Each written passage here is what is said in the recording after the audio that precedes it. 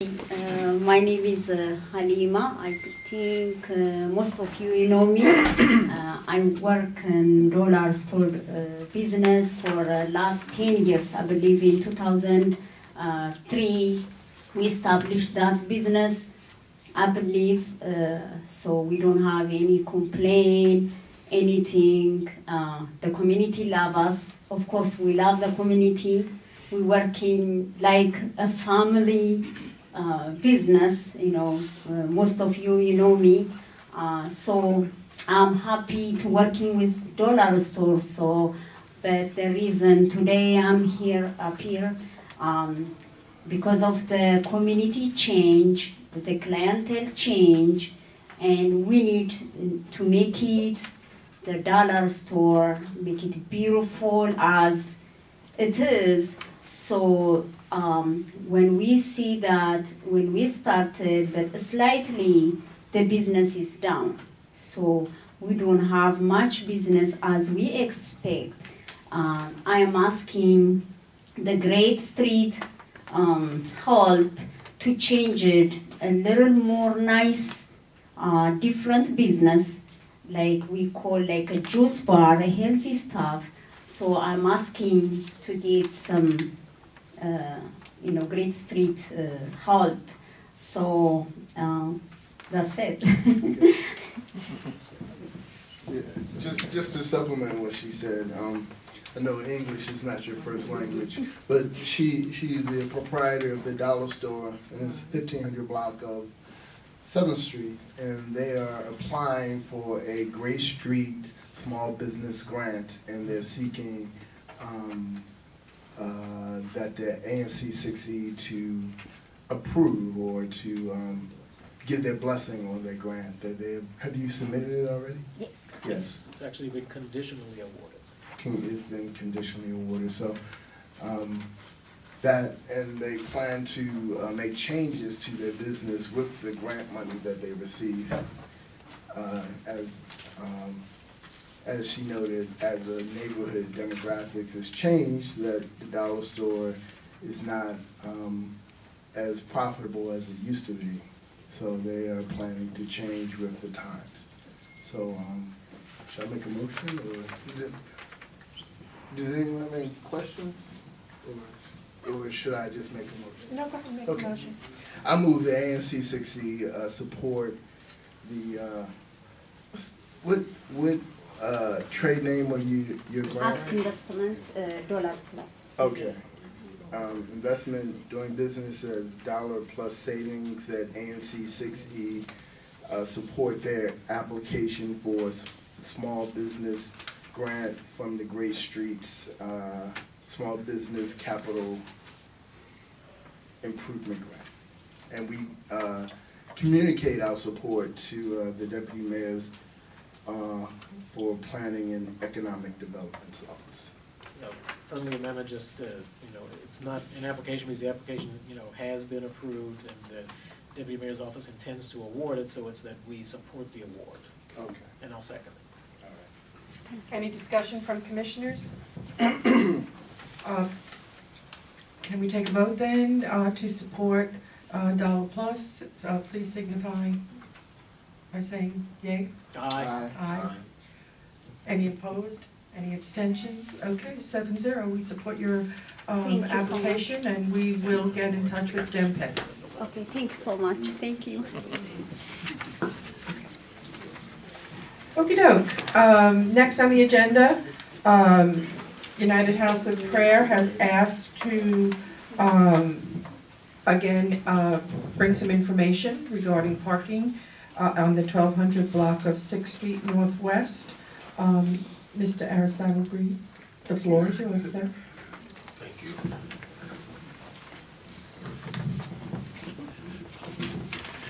Let me first say Happy New Year to the chair and to all of the commissioners, ANC 6E, and also extend congratulations to our newly elected chair, Commissioner Marsh Messina.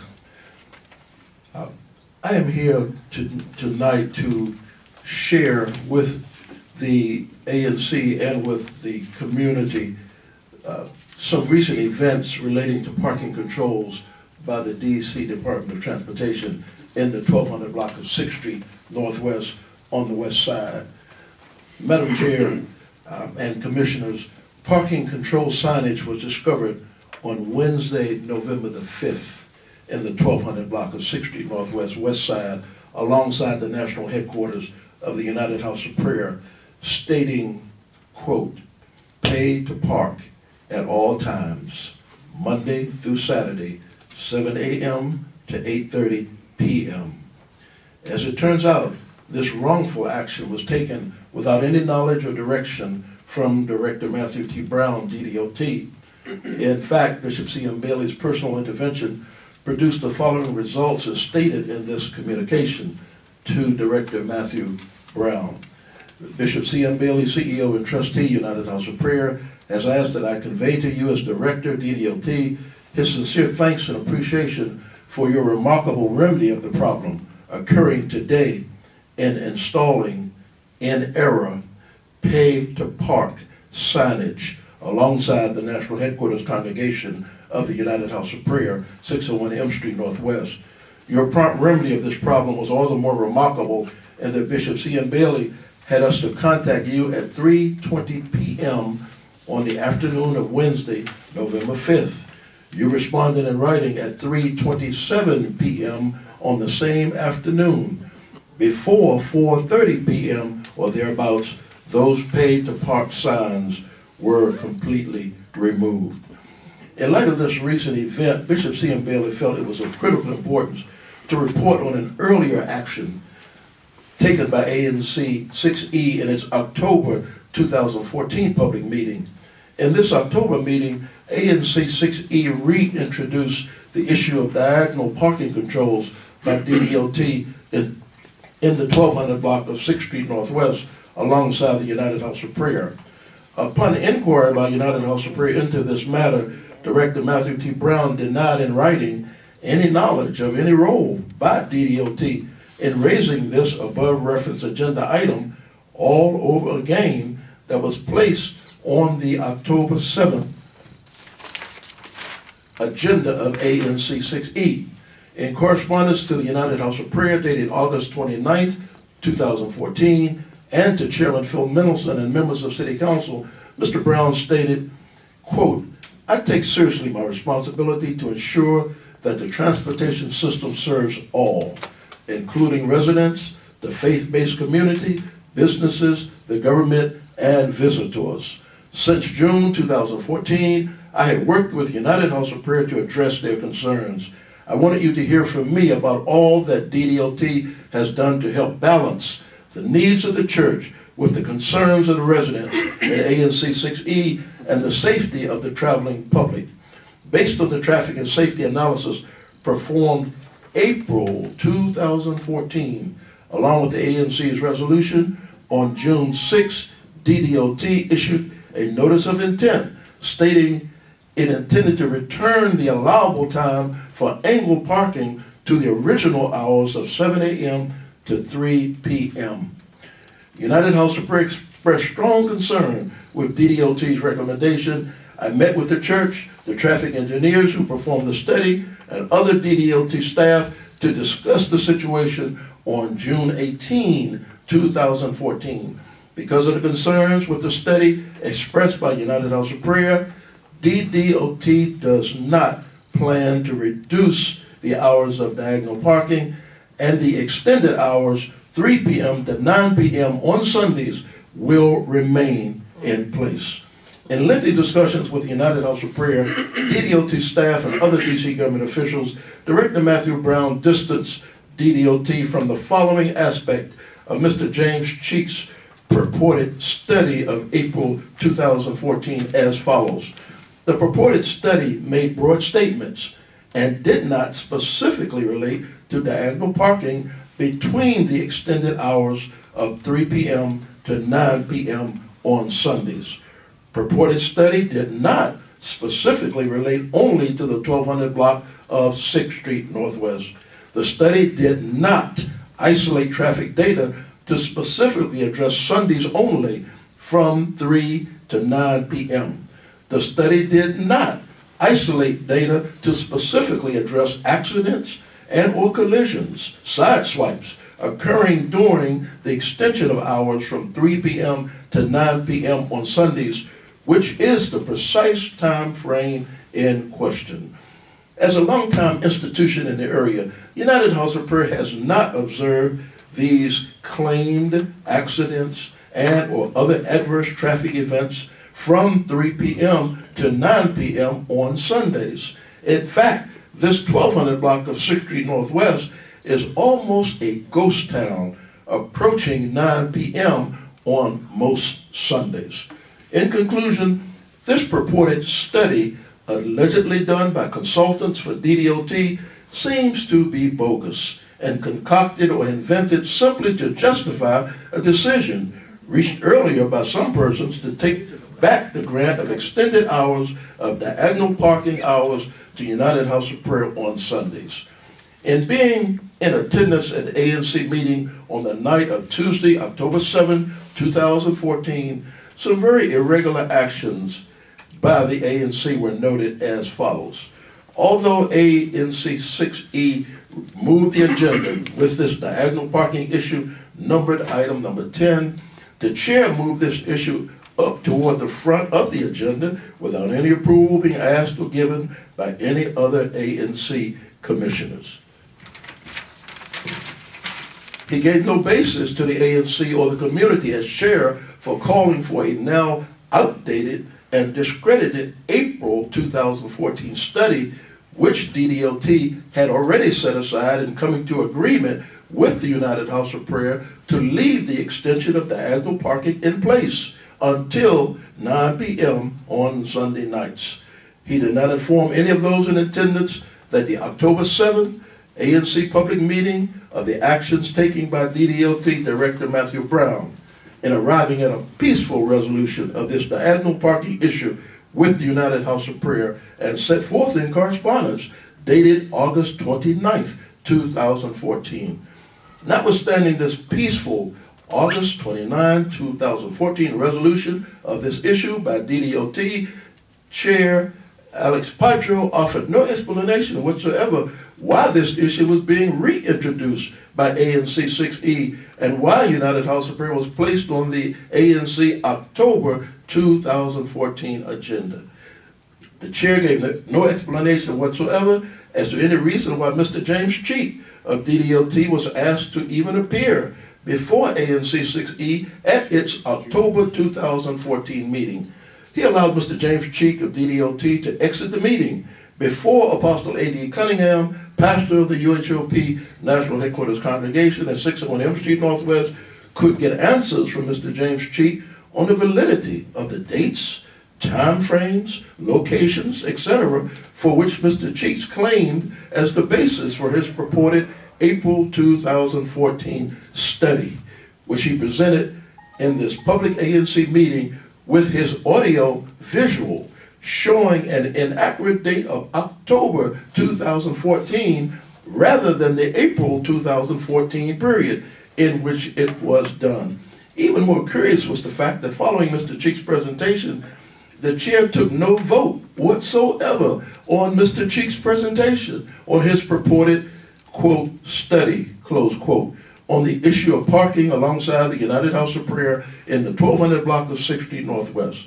Finally, in sharp contradiction to the standard procedures followed in discussion of all other agenda items, he never called for the single-member District 6E03 Commissioner Frank Wiggins to speak, to give his viewpoint on an issue of such critical importance to the affected constituency ANC Commissioner Frank Wiggins directly represents as single-member district commissioner for the 1200 block of 6th Street Northwest. As a result, the record of the ANC meeting of October 7, 2014 is seriously lacking in its completeness and fails absolutely to contain the views of residents within the commission area and other affected persons as provided by the DC Code, Title I, 309.11, year 2014, submitted by Apostle S. Green, Director of Special Projects for Bishop C.M. Bailey, and 39-year-long resident of ANC 6E. Thank you, Madam Chair and Commissioners. And I have copies of this Can we get so that it can copies? be placed in the record of ANC 6E. That's one copy, but I have additional copies. Okay. If you want me to give them to the Secretary. Well, I'd like Oh, a to you, copy, certainly. at least at some point, so that I can Certainly. look at it. Now, you're not asking us for any action at this point? Just to make that report into the record, Okay. so that the record is complete. Okay. There wasn't, as I understand it, Alex, correct me if I'm wrong, we were asked to bring that up at our October meeting, weren't we? Yeah, let me make sure that people understand. So, number one, to this day, ANC 6E has not received the correspondence that you referred to as having come from Director Brown. We had heard rumors about it. We had not received copies from the Department of Transportation or from our city council member. I don't know if, Council Member Wells at the time, had a copy of the correspondence. What we had when we inquired was a report which was produced by DDOT and which made the recommendation that the hours, the temporarily extended hours of diagonal parking on Sundays not be made permanent. So we invited Mr. Cheeks, a representative of the District Department of Transportation, to present the results of the study and the recommendations that had been made. And the record should reflect that there was no action that was taken by the commission because there was no action that was needed. However, I did state that the commission would continue to pursue the reversal of that change of hours, back to the previous, 3 o'clock timeframe. That we had already approved. Correct, which we had provided correspondence to the District Department of Transportation. So this is not, there was no action item other than receiving a report that was on the agenda. And the intention was to make the public aware of the report and the recommendations that had come from the District Department of Transportation. Mr. Green, I can honestly say I have not seen some of these reports or some of this information myself personally. If you all have copies of the report from Mr. Brown, and is it just this email or this piece of paper that you're giving us now, that's what you received from him? No. There was a Madam Chair. full study? May I just speak? Thank you, Madam Chair. What the report said, and let me just make sure that I'm crystal clear. I want to make sure that if we have not seen the report, I know I have not, I need to see it and read it and digest it to see whether or not we have done something that is not consistent with what would be going on at any ANC meeting. So I'm at a loss because I don't have some of the information. Do you all have copies of that report that you can forward, sir, to me? Okay. Madam Chair, what was We presented have to the commission, We have- DDOT's report. We have DDOT's Mr. Brown's report. report. No, that was brought to the commission on the commission meeting of October 7th. That's when Mr. Cheek came and presented the DDOT report. What we were setting forth in this record was that report actually goes back to April of 2014, and that report was done even consistent with or contemporaneous with the ANC 6E's vote not to extend the hours to 9 p.m.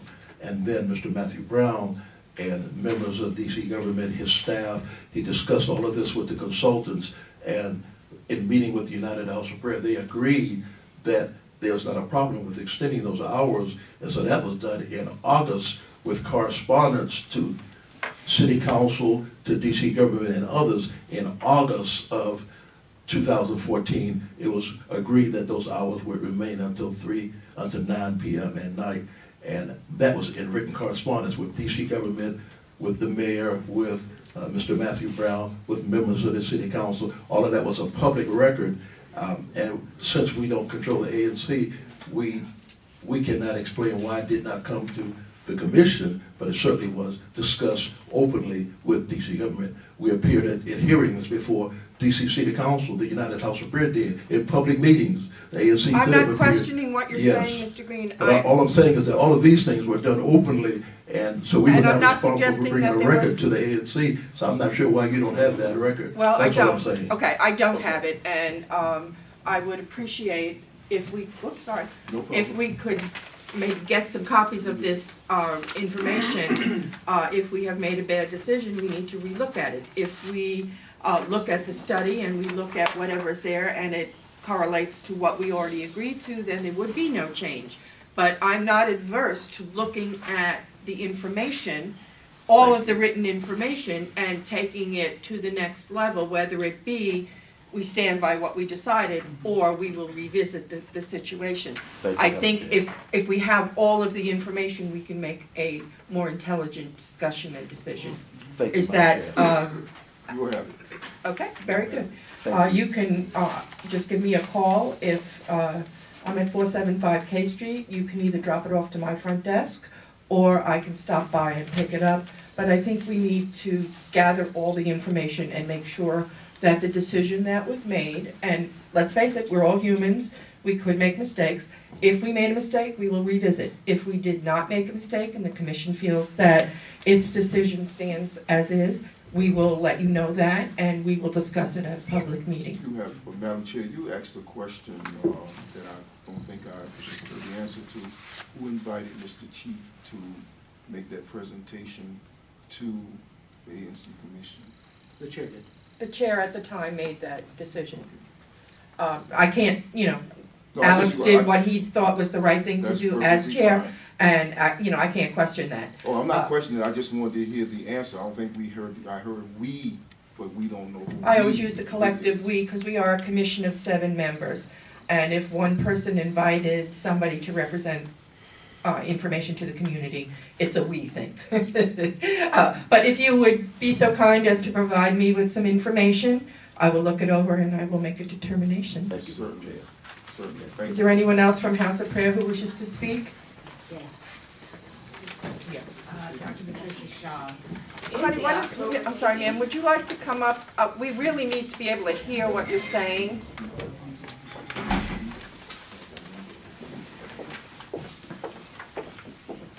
And please, when you get the mic, state your name.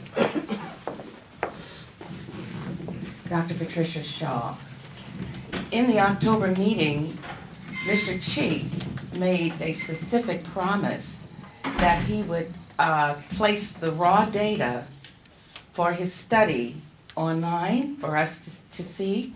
I have searched and searched, and I've not seen it. Specifically, the information that he gave in that meeting related to all of the accidents that occur on 6th Street, all of the problems that occur in that corridor. I really wanted to see it because so much of your decisions are obviously being made on the basis of the information that he provided. I have not been able to find that raw data yet. Could one of you tell me where we can find it? Because it was kind of confusing to me. Do you know where that came Did you try to reach out to Mr. Cheeks again to find out where it was put? Well, tell me how to reach him, because I If you saw give me your nothing. number, I, I will find out, but certainly he can give me the email at james.cheeks@dc.gov. all right. So, I will also Are- send something to him to get some of this information. yes, And I will that's, pass it through to the bishop. yes, that's precisely why I'm bringing it up. Because you said you wanted to consider all of the information, and I feel this is a part of the information that you should see, not just what Mr. Brown has provided, but I think really we need to look more closely at the information that Mr. Cheek provided, because it seems that he was painting a picture of chaos almost in that corridor, of accidents happening specifically, but other things that he stated that I haven't seen, and I've been a member of the House, I've been here in Washington for approximately 50 years. And so. You could have fooled me, girl. Yes, so, well, actually a little longer than that. And so, I feel that is very real information that needs to be considered, because he was painting a picture that says that if you don't have that lane open, that things are gonna get worse. That if you have the diagonal parking, that it's going to create a situation in which you're going to have an even worse situation than you have had before. And I find that absurd, because I haven't observed all of these things happening. Please allow us to collect the information. I will personally get in touch with Mr. Cheek and find out, Get a copy of the presentation that he actually did, because some things we don't remember from week to week. But I will make sure we get some, official written data so that we can look at this as a whole and get the whole picture. And as soon as I gather all of that and the commission has a chance to look it over, we will get back to House of Prayer and we will invite you back for comments, and we will we'll do the best we can to service the community. And even more important in this particular situation is that you see the raw data rather than the conclusions that he has presented that kind of pull together a particular picture. It's important to see raw data that you can then analyze and reach your own independent conclusions about. And that's what I wanted to see. I wanted to see what he had used in order to reach the conclusions that he reached, to see whether or not I and anyone else would reach the same conclusions. Okay, give me a chance to collect all the information, and We'll do the best we can to look at it another time. Sir, you had a question. Yes, ma'am. Madam Chair, I want to say congratulations. I want to thank you because the tone of this meeting is 180 degrees different from the tone of the October meeting. During that meeting, after the presentation was made, a number of individuals had their hands up to give comments, and we were told that we had to move on immediately.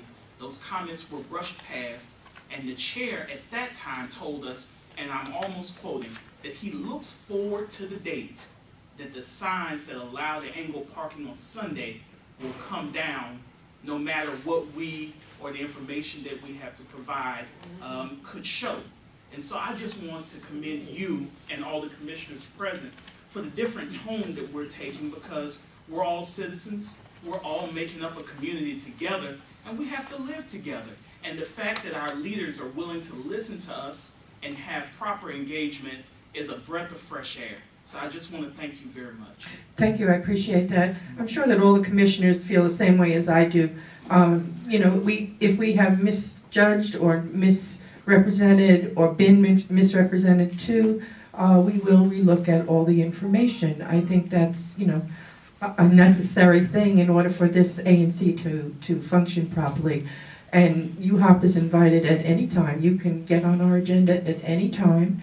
You are residents and members of 6E, and you have the right to be heard every month if you wish.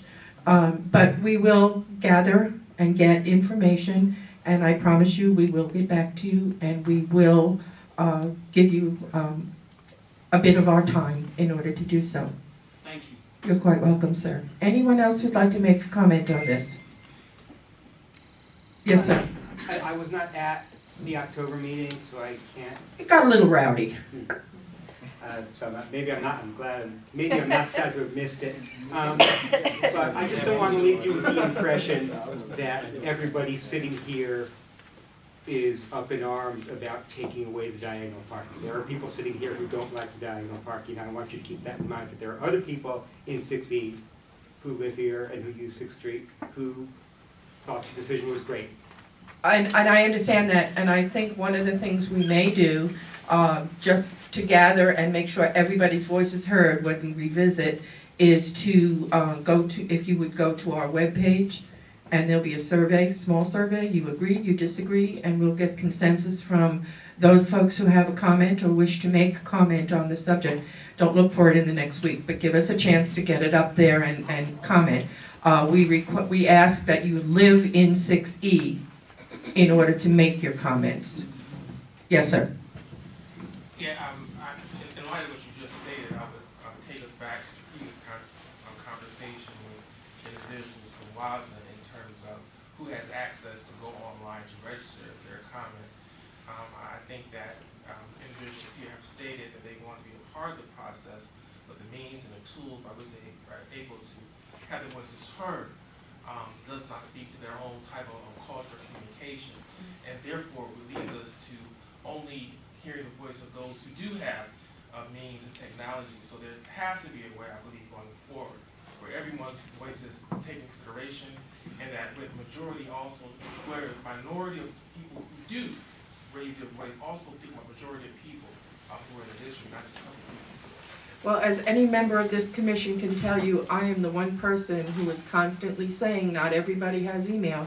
Not everyone is electronically oriented. I myself am not necessarily the best email person, but I do my very best. And I do understand that there are people who cannot, but what we might be able to do is to do a little survey, and perhaps we can get to building managers and have a paper copy so people can actually tick off, I am in favor of this, I'm against this, and my reason why. It will be online, so people will be able to.